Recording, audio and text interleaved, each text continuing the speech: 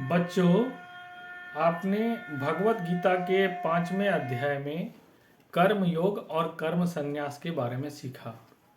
आज हम 6ठे अध्याय के बारे में जानेंगे कि इसमें वास्तव में भगवत गीता में क्या कहा गया है।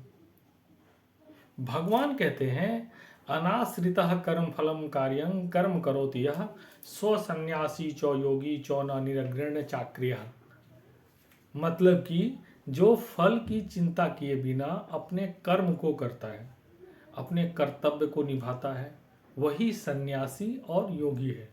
केवल अग्नि का त्याग यानी कि गृहस्थ यानी परिवार को छोड़ करके कोई भी सन्यासी नहीं होता, और कोई क्रियाओं या कर्म का त्याग करके कोई योगी नहीं होता। यहाँ भी भगवान जो है परिश्रम करने की बात करते हैं। सिर्फ सपने देखने से कुछ नहीं होता है।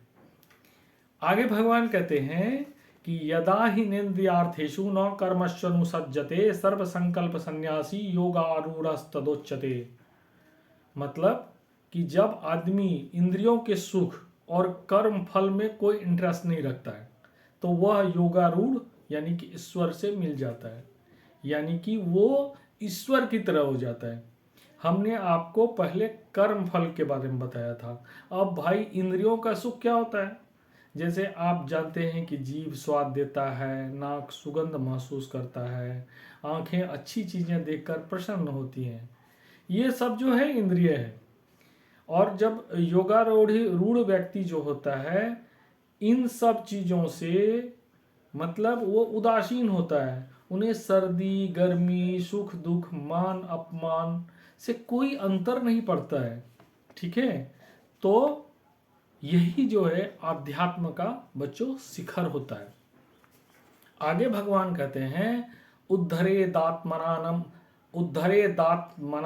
नात्मनाम वशादेद आत्मय भयात्मानो बंधुरात्मय नमैव रिपुरात्मनः।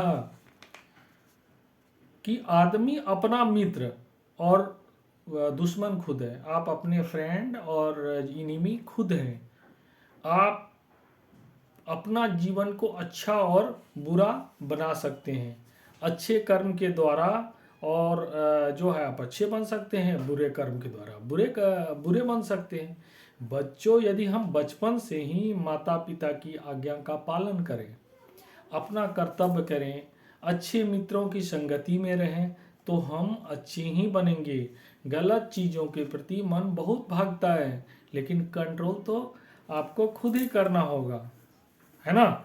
आगे भगवान कहते हैं, युक्ताहार विहारस्य युक्त चेष्टस्य कर्मसु युक्त स्वप्नावबोधस्य योग भवति दुखा।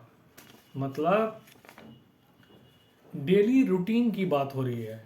यहाँ दिनचर्या की बात करते हैं भगवान, और कहते हैं कहीं सही ढंग से खाना, सोना, घूमना, एक्सरसाइज करना और कार्य करना, यानी आपको पढ़ना, ये आपको सुखी बनाता है।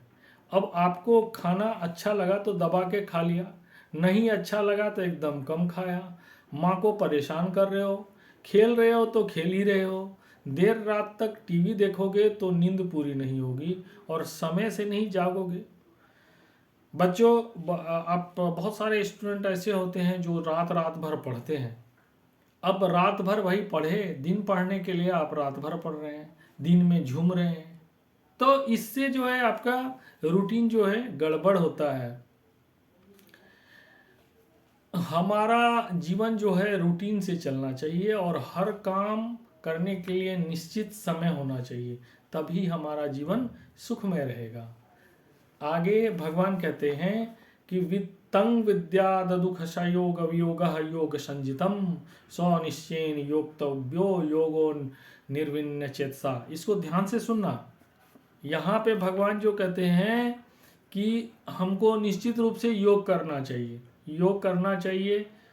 जो धैर्य से शांति पूर्वक और निश्चय पूर्वक रोज योग का अभ्यास करता है वह दुख से दूर रहता है।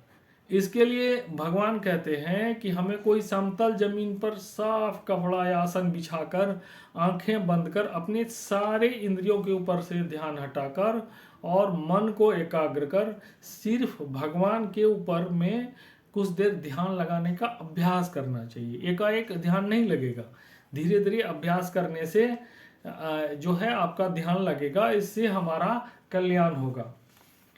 बच्चों और स्टूडेंट्स, आप लोगों को एक चीज़ कहना चाहते हैं। देखिए, आज का एक कंसेप्ट होता है ब्रेन ऑप्टिमाइजेशन, जिसके द्वारा ये कहते हैं कि जापानी तकनीक को ये है जिसके द्वारा कि कंसंट्रेशन को बढ़ाया जाता है।